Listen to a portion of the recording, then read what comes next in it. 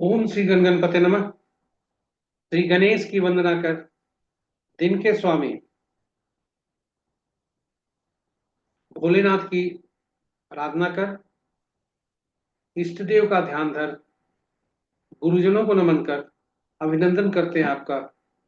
Varun astro द्वारा प्रस्तुत 12 मई 2025 के दैनिक पंचांग में यह नित्य के भांति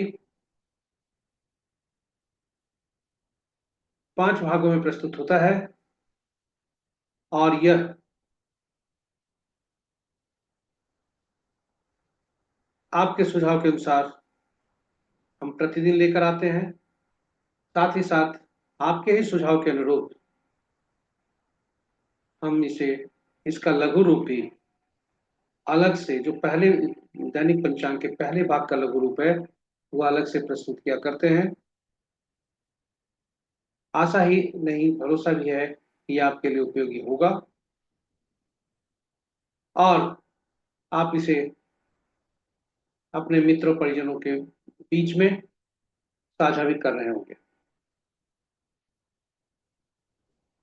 तो दैनिक पंचांग हमारे लिए बहुत ही महत्वपूर्ण होता है। इसमें डेटा जो भी प्रयुक्त हुए हैं वह अतिरिक्त पंचांग से लिए गए हैं,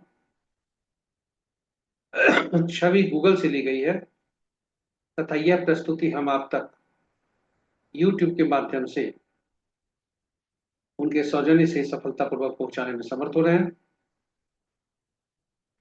सामान्य भाषा में दैनिक पंचांग एक से हम मुहूर्त ज्ञात कर सकते हैं, किंतु यह उससे भी कहीं ज्यादा अधिक उसकी उपयोगिता है। यह केवल शुभ मुहूर्त जानने का माध्यम नहीं है, बल्कि यह हमारी निर्णय क्षमता को सुदृढ़ करता है, मजबूत करता है। प्रकृति और ब्रह्मांड की ऊर्जा के साथ संतुलन स्थापित करने में सहायक होता है, जिससे हमारे जीवन में शांति, समृद्धि और सकारात्मकता का संचार होता है। अतः पंचांग का अनुसरण करके हम अपने जीवन को अधिक सफल और समृद्धिशाली बना सकते हैं। इसलिए पंचांग का अनुसरण हमें जरूर करना चाहिए। तो ये रहे पंचांग के बारे में संक्षिप्त जानकारी। हम आपको ले चलते हैं अपने पहले भाग में, जो दैनिक पंचांग की पहली भाग की प्रस्तुति है।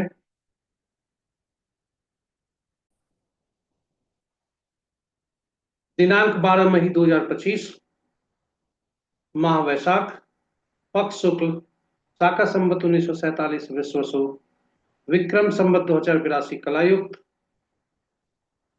कलियुग का 5126वां वर्ष, सूर्योदय 5:06 पर, सूर्यास्त 6:26 पर, sunrise at 5:06 AM, sunset at 6:26 PM। दिशा शुल्क पूरब है। फिर भी यदि पूर्व दिशा में यात्रा करना पड़े तो आईना देखकर या दूध का सेवन कर यात्रा में शुभता लाए। पंचांग के पांचों अंग की तरफ चलते हैं। वार सोमवार, तिथि रात्रि 10:25 तक, शुक्ल पक्ष का पूर्णिमा, तत्पश्चात कृष्ण पक्ष का प्रतिपदा। नक्षत्र प्रातः 6:17 तक स्वाति, उसके बाद विशाखा। योग आज भोर में 5:01 तक व्यतिपात और उसके बाद वरियान। करण प्रातः 9:14 तक वृष्टि भद्रा और उसके बाद रात्रि के 10:25 तक भव और तत्पश्चात बालव। महत्वपूर्ण मुहूर्त में दिन के 11:19 से 12:13 तक अभिजीत मुहूर्त और अमृत काल देर रात्रि 11:18 से देर रात्रि के ही 1:09 तक। सर्वार्थ सिद्धि द्विपुष्कर योग आज नहीं है। रवि योग प्रातः 5:06 से प्रातः 6:17 तक। विजय मुहूर्त अपराह्न 1:59 से 2:53 तक। गोधूली बेला संध्या 6:25 से 6:46 तक। निशिता मुहूर्त देर रात्रि 11:24 से मध्य रात्रि 0:07 तक। रात्रि में किए जाने वाले पूजा पाठ, जब तक, साधना, तंत्र मंत्र आदि के लिए निशिता मुहूर्त श्रेष्ठ हुआ करते हैं। अशुभ मुहूर्त में राहु काल प्रातः 6:46 से प्रातः 8:26 तक। गुलिक काल अपराह्न 1:26 से अपराह्न 3:06 तक। यमगंड दिन के 10:06 तक से 11:46 तक। वर्ज मुहूर्त दिन के 12:33 से 2:21 तक। भद्रा प्रातः 5:06 से प्रातः 6:21 तक। आज भद्रा का वास पाताल में है, जो कि अशुभ है। ये रहे हमारे महत्वपूर्ण शुभ और अशुभ मुहूर्त। यहाँ हम बताते चले कि राहु काल का जो साप्ताहिक कैलेंडर है, इस सप्ताह के विभिन्न दिवस में कब किस अवधि में राहु काल होगा, उसका कैलेंडर, और राहु कब प्रभावी नहीं होता है, या आदि राहु की उपयोगिता से संबंधित अलग वीडियो हमने पोस्ट किया है। समय उसमें जो दिया गया है उसमें थोड़ा सा अंतराल हो सकता है, क्योंकि आपका स्थान जहां से आप देख रहे हैं और ग्रहों तथा नक्षत्रों के थोड़े बहुत समय का में परिवर्तन हो सकता है, और उसके अनुसार हल्का फुल्का उस समय पर परिवर्तन हो सकता है। लेकिन कैलेंडर आपके लिए उपयोग के लिए प्रस्तुत है, जिससे आप पूर्व से ही मानसिक रूप से अपने आप को तैयार कर सकते हैं कि राहु काल कब से कब तक है, क्योंकि अशुभ मुहूर्त में राहु काल सबसे ज्यादा शुभकारी हुआ करता है। हम अब ले चलते हैं आपको ग्रहों के आकाशीय स्थिति की ओर।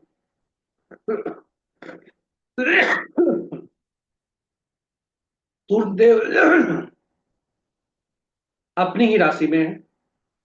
चंद्रदेव आज राशि परिवर्तन करेंगे, जब वे तुला से वृश्चिक में आएंगे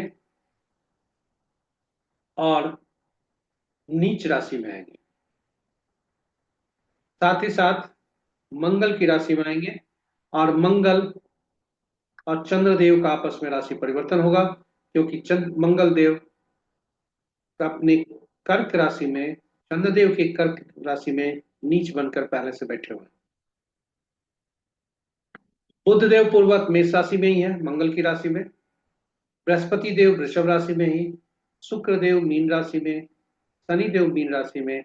राहु देव मीन राशि में, और केतु देव कन्या राशि। इस प्रकार आज मंगल की राशि में अभी 2 ग्रह चल रहे हैं, 3 ग्रह हो जाएंगे जब चंद्रदेव वृश्चिक राशि में भ्रमण करने लगे। इस प्रकार अगर देखें तो मित्र राशि में 3 ग्रह, शत्रु राशि में 2 ग्रह, सम राशि में 4 ग्रह हैं। अभी वर्तमान में बृहस्पति देव की राशि में सबसे ज्यादा ग्रह 3 ग्रह हैं। शुक्र की राशि में 2 ग्रह हैं। मंगल की राशि में 2 ग्रह हैं।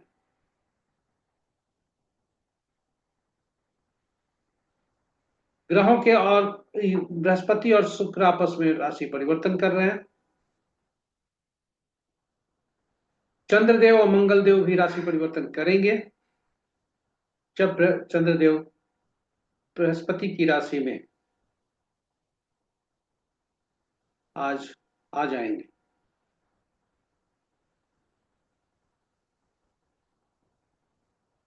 न ग्रहों और नक्षत्रों की स्थिति को देखें तो सूर्य देव अपने ही नक्षत्र में आ गए। वे कृतिका नक्षत्र में आकर अपने स्व नक्षत्र में हैं। इस प्रकार मित्र नक्षत्र में कहें 3 ग्रह, शत्रु नक्षत्र में 2 ग्रह, सम नक्षत्र में 2 ग्रह, स्व नक्षत्र में 2 ग्रह। चंद्र, बुध तथा शुक्र स्वतंत्र ग्रह हैं क्योंकि इनके नक्षत्र में कोई ग्रह नहीं है। और इस प्रकार शनि देव के नक्षत्र में 3 ग्रह, सूर्य देव के नक्षत्र में 2 ग्रह और मंगल के नक्षत्र में 1 ग्रह है। शेष शेष ग्रहों के नक्षत्र में चंद्र, बुध को, शुक्र को छोड़कर और यहां वर्णित शनि देव और सूर्य देव को छोड़कर शेष ग्रहों को के नक्षत्र में एक एक ग्रह है। तो ये रहे हमारे दैनिक पंचांग के पहले भाग की प्रस्तुति। इस माह में ग्रहों के गोचरीय स्थिति क्या होगी यह हम आपको प्रस्तुत करते हैं। बृहस्पति देव कुछ ही दिनों में अपनी राशि परिवर्तन करेंगे। सूर्य देव उसके दूसरे दिन राशि परिवर्तन करेंगे। बुध देव भी 23/5 को राशि परिवर्तन करेंगे और शुक्र देव महीने के अंतिम में।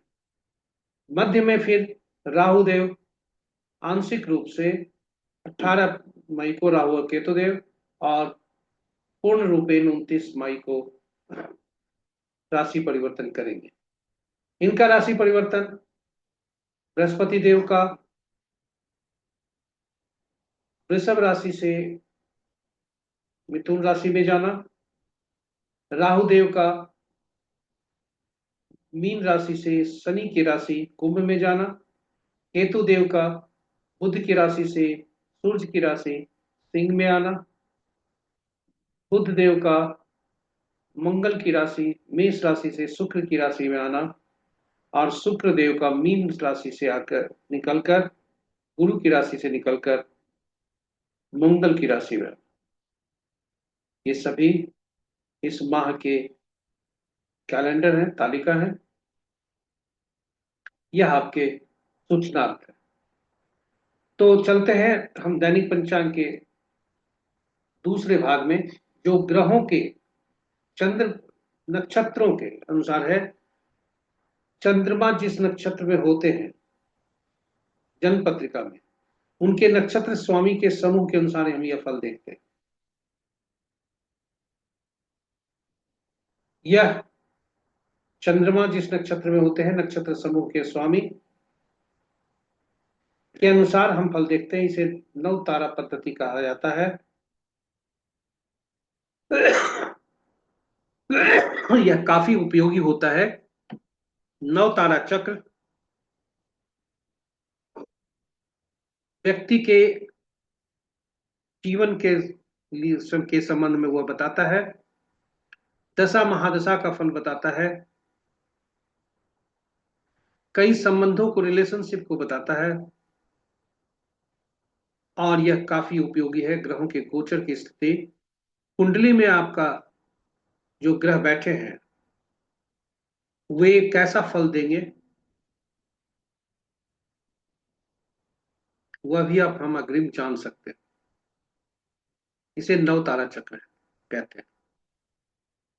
इसकी उपयोगिता के मद्देनजर हमने नव तारा चक्र अद्भुत पद्धति कहकर, क्योंकि यह सचमुच अद्भुत पद्धति है, यह सीखने लायक है। और एक बार जब सीख गए तो हम कई लोगों को सिखा सकते हैं। साथ ही इसका अपने जीवन में, दैनिक जीवन में हम उपयोग कर सकते हैं विभिन्न रूपों में। इसे जरूर देखें। और आपके सुझाव के अनुरूप नव तारा चक्र पर जब हमने प्रस्तुति दी थी तो कुछ प्रैक्टिकल भी कहा गया था, हमें डालने के लिए सुझाव आया था और वह भी हमने डाला है। तो इस अद्भुत पद्धति का लाभ उठाएं अपने दैनिक जीवन में, अपने पूरे जीवन काल में। यह बहुत ही सटीक और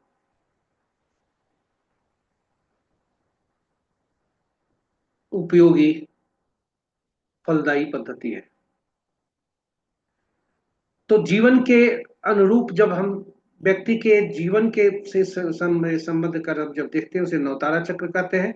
और चंद्रमा के गोचर से संबंध रखकर जब हम इस नवतारा चक्र को देखते हैं तो उसे ताराबलन कहा जाता है।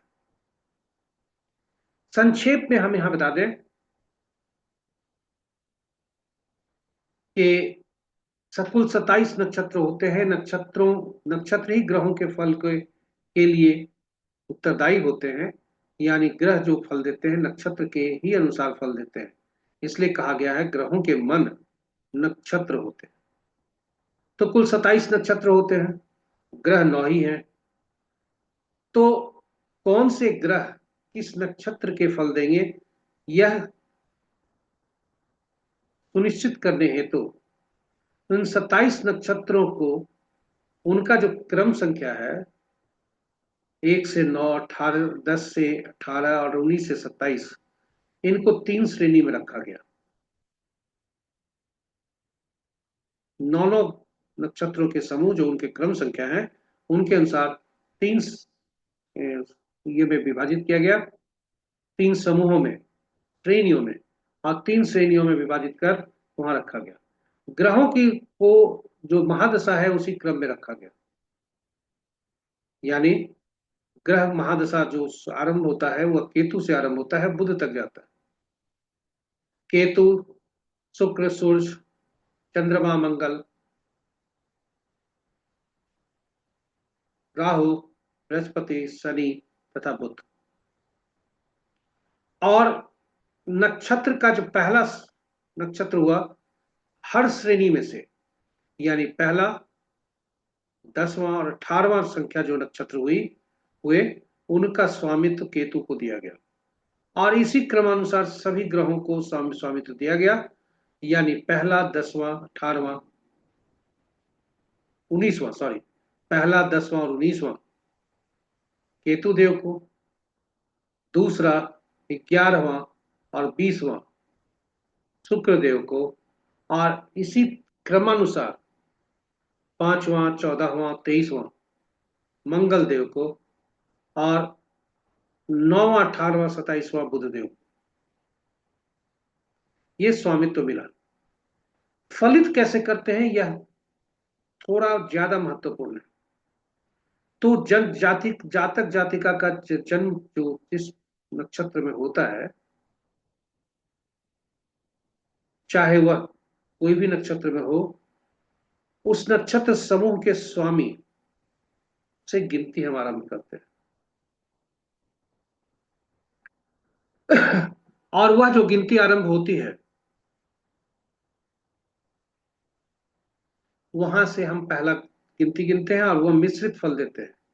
और उस वहां से आरंभ कर हम तीसरा, 5वां, 7वां जो ग्रह जो होते हैं उन्हें चिन्हित करते हैं। वे अशुभ फलदायी होते हैं, बाधा डालते हैं, हमारे लिए समस्या खड़ा करते हैं, यहां तक कि हमारे लिए बहुत ही ज्यादा पीड़ादायक होते हैं, ही हुआ करते हैं। 7वां जो नक्षत्र जो ग्रह होता है वह ज्यादा पीड़ादायक होता है। तो यह सूची जो हमने यहां रखा है आप देखें।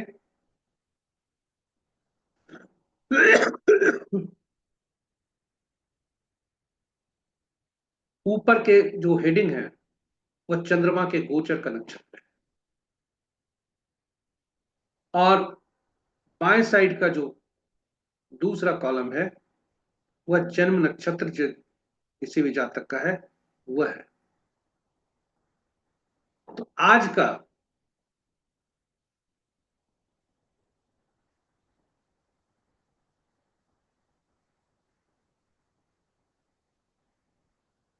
जो चंद्रमा का गोचर है 6:17 पर तक स्वाति नक्षत्र में चंद्रमा गोचर कर रहे हैं, जो कल भी था।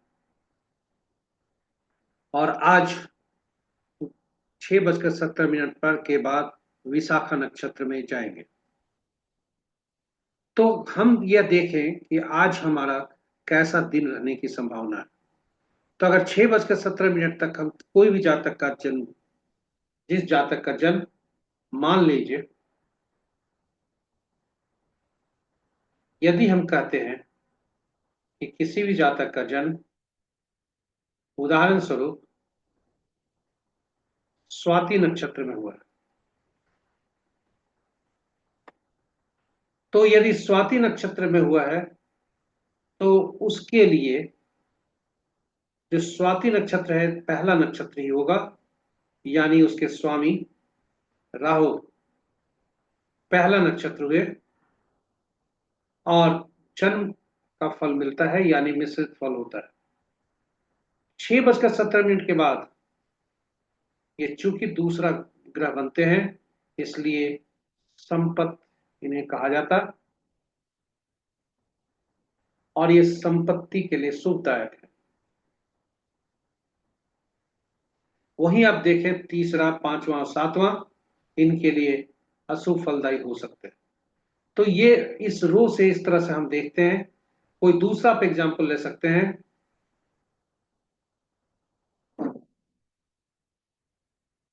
कि यदि हम किसी जातक का देखना चाहें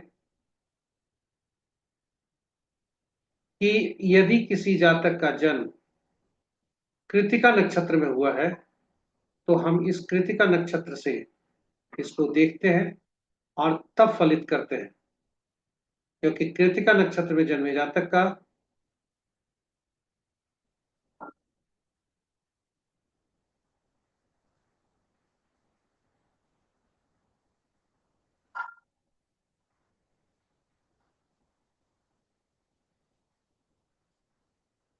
कृतिका नक्षत्र में मान लीजिए जन्मा है कोई जातक, तो हम यहां से उठाते हैं और इस रो को देखते हैं।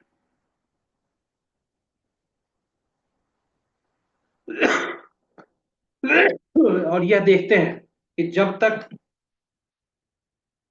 क्षेम है यहाँ 6:17 तक और तत्पश्चात प्रत्यरी है, यह अशुभकारी है 6:17 के बाद।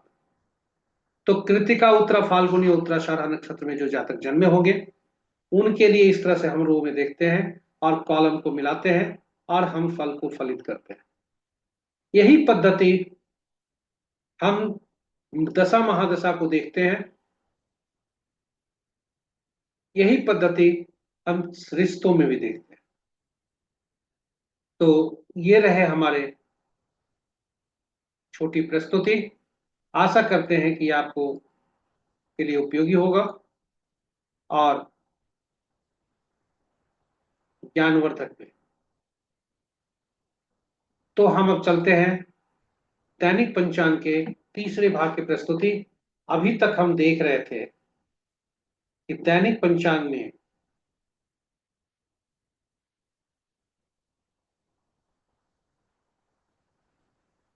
नक्षत्र के अनुसार, चंद्रमा जिस नक्षत्र में बैठे हुए उनके नक्षत्र के अनुसार देख रहे थे। अभी आज हम देखेंगे इस प्रस्तुति में तीसरे भाग में चंद्रमा कौन सी राशि में। देर रात्रि 2:27 तक चंद्रदेव का राशि परिवर्तन है और चंद्रमा 2:27 तक तुला राशि में है और उसके बाद वे वृश्चिक राशि में जाएंगे जहां नीच हो जाए। तो रात्रि के 2:27 तक मेष, वृषभ, सिंह, तुला, धनु, मकर राशि वालों के लिए, जो कि यह चंद्रमा की राशि के अनुसार देखते हैं, दिन उत्तम होने की संभावना है। और वहीं तत्पश्चात वृषभ, मिथुन, कन्या, वृश्चिक, मकर, कुंभ राशि वालों के लिए शुभता के संकेत मिल रहे हैं।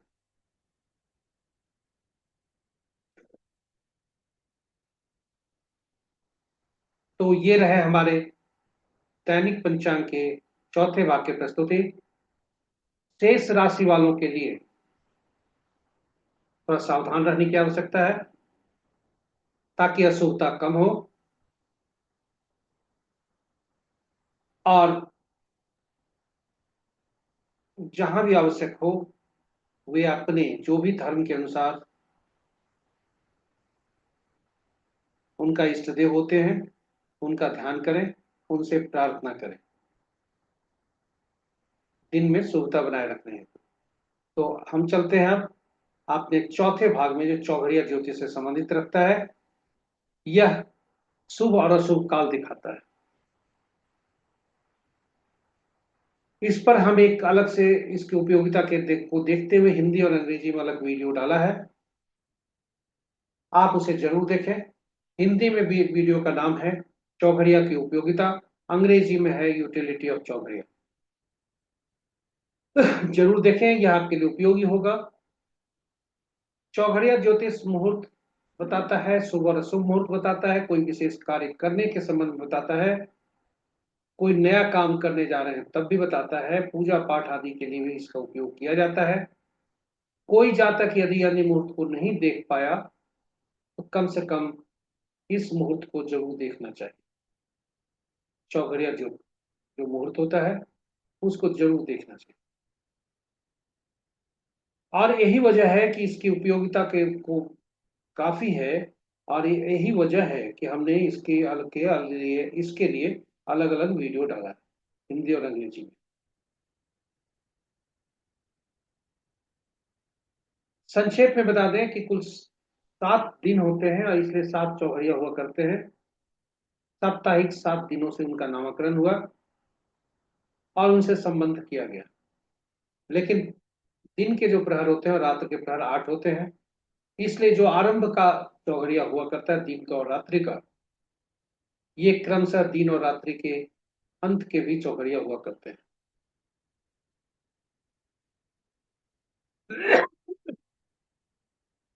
क्योंकि सातों चौघड़िया का साप्ताहिक 7 दिनों से संबंध है और सप्ताह के हर दिन के शासक ग्रह अलग अलग हैं, इसलिए हर चौघड़िया का शासक ग्रह अलग अलग ग्रह होते हैं। और प्रत्येक ग्रह को, जो सातों ग्रह हैं, राहु केतु छाया ग्रह हैं इसलिए नहीं लिया जाता, ये सातों ग्रह जो हैं उन्हें कोई विशेष कार्य करने के लिए अधिकृत किया गया, इसलिए हम कह सकते हैं कि हमारा जो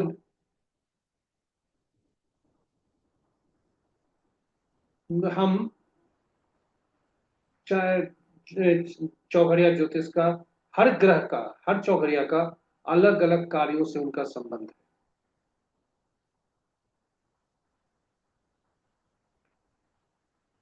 अब आज का और चौघड़िया को देखने में हम यह विशेष का ध्यान रखते हैं कि कहीं यह दिन का चौघड़िया राहु काल, वार वेला और काल वेला से ग्रसित होता है और रात्रि का चौघड़िया काल रात्रि से ग्रसित होता है।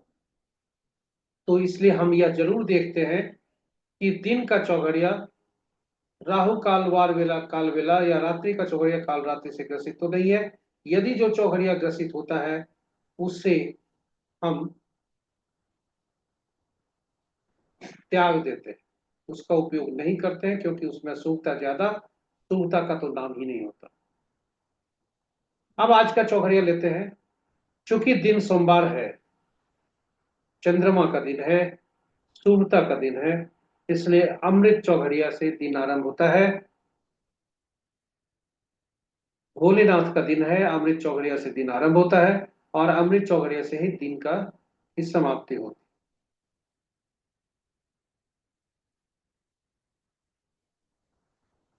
है। रात्रि का चौघड़िया चर से शुरू हो रहा है, चर से समाप्त हो रहा है, और दिन के बीच के अवधि का चौघड़िया काल चौघड़िया जो 6:46 से 8:26 तक है, राहु काल से ग्रसित है। और लाभ चौघड़िया रात उपरांत 3:06 से 4:46 तक है, वार वेला से ग्रसित है। और रात्रि का चौघड़िया जो 10:26 से 11:46 तक है, वह रात्रि चौघड़िया से ग्रसित है। इन चौघड़िया को त्याग देना चाहिए और शेष चौघड़िया का उपयोग हम अपने शुभ काम को करने के लिए कर सकते हैं। तो ये रहे हमारे दैनिक पंचांग के चौथे भाग की प्रस्तुति। पांचवें भाग में आपको ले चलते हैं, जो अंक ज्योतिष के अनुसार कैसा दिन रहने की संभावना है वह बताता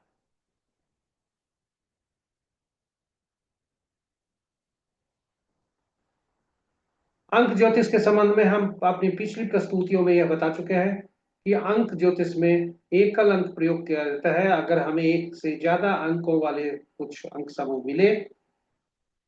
वाले अंक मिले तो उनमें प्रयुक्त हुए सभी अंकों को जोड़कर एकल अंक में परिवर्तित किया जाता है। यदि कोई शब्द हमें मिले या शब्द और अंकों का समूह मिला तो शब्दों में प्रयुक्त हुए अक्षरों का उनका अक्षरीय मूल्य में परिवर्तित कर अंक मूल्य निकाल लेते हैं, और फिर अंक जो आए उनके में अक्षरीय अंकों को जो आए उनको जोड़कर एकल अंक बनाकर हम फल निकालते हैं। अंक ज्योतिष में जन्म तिथि बहुत ही महत्वपूर्ण हुआ करता है, क्योंकि यही ईश्वर द्वारा प्रदत्त हमें वरदान के रूप में मिला रहता है। और आप यह देखेंगे कि जो आपका मूलांक और भाग्यांक जो क्रमशः जन्म तिथि का योग है, जन्म तिथि में जो जन्म का दिन है यानी तिथि है 2 अंकों का, उसका योग कर मूलांक निकालते हैं, जो ड्राइवर भी कहा जाता है। और जन्म तिथि माह वर्ष को जोड़कर भाग्यांक निकालते हैं, उसे हम कंडक्टर भी कहा करते हैं। यह ड्राइवर और कंडक्टर बहुत इंपॉर्टेंट हुआ करता है, और यही हमारे जीवन के दिशा और दशा निर्धारित करता है। बाद में हम बहुत सारे अंकों को ले आते हैं प्रयुक्त कर, और यह जो ड्राइवर और कंडक्टर है हमारे जीवन में आप देखेंगे कि हम बार बार आकर टकराते हैं।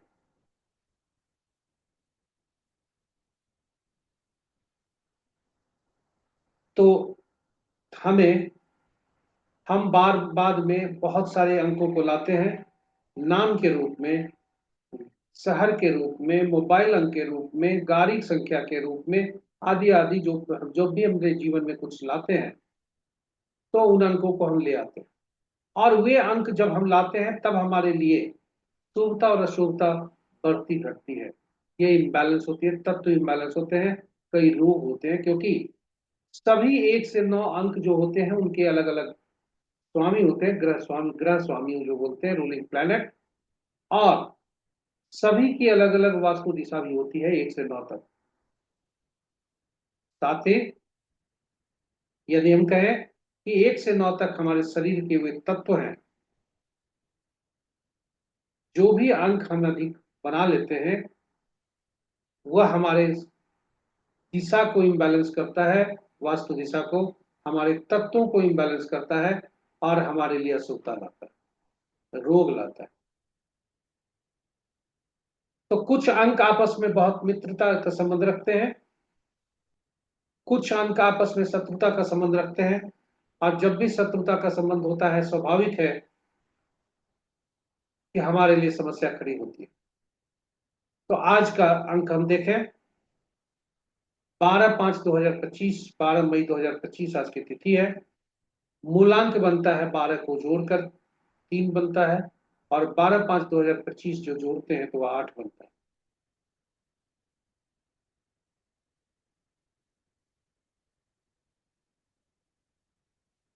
ये 8 का संबंध हम विभिन्न मूलांक वालों से यदि हम देखते हैं तो कुछ ही ऐसे अंक हैं जहां वो तटस्थ हैं, मित्र किसी के नहीं। तो शनि देव, जिन्हें जीवन का ऑडिटर कहा जाता है, जो हमें अपने कर्मों का फल देते हैं, वे ना ही किसी से दोस्ती ना ही किसी से बैर, दोस्ती किसी से नहीं करते, अपितु वे, बैर तो हम नहीं बोलेंगे, ये दोस्ती किसी से नहीं करते, तटस्थ थोड़ा बहुत रह सकते हैं, लेकिन फल ये वास्तविक देते हैं। आते हैं 1/10/1928 को जन्मे जातक के लिए। 1/8 का संबंध जो है अति शत्रुता का है, और इसलिए सूर्य और शनि में आपस में नहीं बनता, और यही वजह है कि 0 स्टार मिल रहे हैं, सफलता का दर नहीं है। और 1/8 का यदि संबंध किसी भी व्यक्ति का ड्राइवर और कंडक्टर अपने जीवन में है तो वो स्ट्रगल करता है, स्ट्रेस फेस करता है, हो जाता है। तो आज थोड़ा स्ट्रगल का टाइम रहेगा, थोड़ा स्ट्रेस रह सकता है। 2/11/2029 को जो जन्मे जातक हैं, 2 मूलांक होता है, 2 चंद्रमा इनके स्वामी होते हैं, 2/8 का संबंध भी अच्छा नहीं है, 1 स्टार मिल रहे हैं, सफलता का दर 0% है। स्वास्थ्य पर ध्यान देने की जरूरत है, स्ट्रगल और स्ट्रेस हो सकते हैं आज। 3/31/2130 को जन्मे जातक, 3 मूलांक होता है। 3 8 का संबंध बृहस्पति देव और शनि का संबंध अति शत्रुता का है, 2 स्टार जरूर मिल रहे हैं।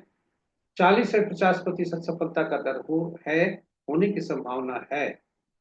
यदि जातक कानून, मार्केटिंग, बीमा आदि से संबंध रखता है तो उसके लिए जो सफलता का दर है कुछ बढ़ सकता है। 4 8 का संबंध अति शत्रुता का, 4 13 22 31 तारीख को जो जन्मे जातक राहु देव जिनके स्वामी, सावधानी जरूरी है, अति शत्रुता है आपस में, 1 स्टार मिल रहे हैं और सफलता का दर 10 से 40% होने की संभावना है।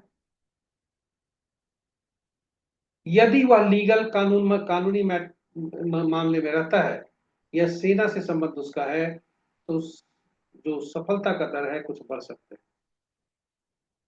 5 मूलांक वाले 5 14 23 तारीख जिनका जन्म है, बुधदेव जिनके स्वामी बनते हैं, सामान्य दिन होने की संभावना है क्योंकि 5 8 का संबंध तटस्थता का है, 3 स्टार मिल रहे हैं, 80 से 90% सफलता का दर है। जायदाद के संबंध में यदि कोई डील करता हो, जातक उससे संबंध रखता हो तो उसके लिए शुभता के संकेत, क्योंकि शनि भवन के भी कारक बनाता है। शनि मजदूर के कारक है, भवन मजदूर ही बना।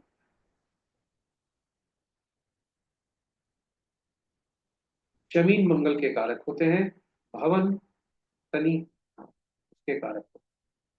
6 15 24 तारीख को जन्मे जातक 6 मूलांक होता है, शुक्रदेव जिनके स्वामी होते हैं, दिन सामान्य होने की संभावना है, तटस्थ है, 6 और 8 का संबंध, 3 स्टार मिल रहे हैं, 80% सफलता का हो सकता है। कानून के मामले में यदि जातक है तो सफलता का दर थोड़ा बढ़ सकता है। 7 मूलांक वाले 7 16 25 जिनका जन्म तिथि है, केतु देव जिनके स्वामी है, तटस्थ संबंध है 7 और 8 के बीच में, 1.5 स्टार मिल रहे हैं, 60% सफलता का दर होने की संभावना है। यदि जातक बैंकिंग, वित्त या ऑकल्ट से संबंध रखता हो तो सफलता का दर बढ़ सकता है। 8 मूलांक वाले जिनका जन्म तिथि 8 17 26 तारीख को हुआ था, शनि देव ही स्वामी है, 8 और 8 का संबंध शत्रुता का है, 1 स्टार मिल रहे हैं, 10% सफलता का दर है। स्ट्रगल हो सकते हैं लेकिन कानून से यदि संबंध रखते हैं जातक तो सफलता का दर बढ़ सकता है। 9 18 27 जिनका जन्म तिथि है, 9 मूलांक है, मंगल देव जिनके स्वामी है, 9 और 8 का संबंध शत्रुता का, 1.5 स्टार मिल रहे हैं, 30% सफलता का दर होने की संभावना है। आर्मी, पुलिस या लॉ से संबंध रखते हैं जातक तो उनके लिए शुभता के संकेत, यानी सफलता का दर बढ़ सकता है। तो ये रहे हमारे दैनिक पंचांग के 5वें भाग की प्रस्तुति। अंक ज्योतिष सीखना बहुत आसान है, बस थोड़ा सा भीतर की इच्छा को जागृत करनी है और इस वीडियो जो लगातार हम पोस्ट करते आ रहे हैं इसको भी देखें तो बहुत कुछ सीख सकते। तो ये रहे हमारे आज के दैनिक पंचांग की प्रस्तुति। अब हम आपको ले चलते हैं अपने विराम की ओर। तो धन्यवाद, आप हमारे साथ बने रहे और दैनिक पंचांग के 5 भाग को आपने ध्यान से देखा, सुना। यदि कोई त्रुटि रह गई हो या आप चाहते हैं कि इसमें कुछ और भी उपयोगिता बढ़ाने के लिए कुछ ऐसा कुछ करना है तो आप सुझाव दे सकते हैं जिससे हम इसकी उपयोगिता बढ़ा सकें, कुछ सुधार करें इसको। और साथ ही यदि आप पहली बार हमें देख रहे हैं इस प्रस्तुति को तो इसे प्रस्तुति को चैनल को सब्सक्राइब जरूर करें, साथ ही नोटिफिकेशन बटन को जरूर दबा लें।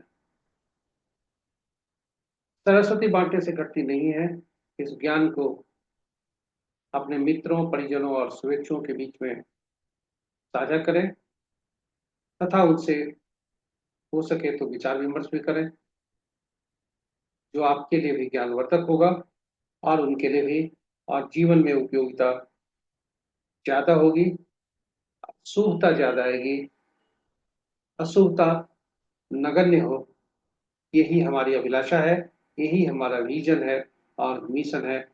इन्हीं शब्दों के साथ, यही मेरी प्रस्तुति, जो दैनिक पंचांग की प्रस्तुति करने के लिए हम जो अथक प्रयास रत्न प्रतिदिन रहते हैं, यही मेरा विजन और मिशन है, लक्ष्य है कि हर कोई अपने जीवन में शुभता लाए, शुभता अधिक हो, अशुभता नगण्य हो, और ज्ञान की जो असीम सीमा है, कोई भी सीमा नहीं है उसकी, वह ज्ञान अर्जन भी हो। और इसी शब्दों के साथ हम विदा लेते हैं। भोलेनाथ की कृपा पर बरसते रहे। कल फिर नई प्रस्तुति के साथ हम आपके समक्ष प्रस्तुत होंगे। तब तक के लिए विदा लेते हैं। जय भोलेनाथ। ओम नमः शिवाय।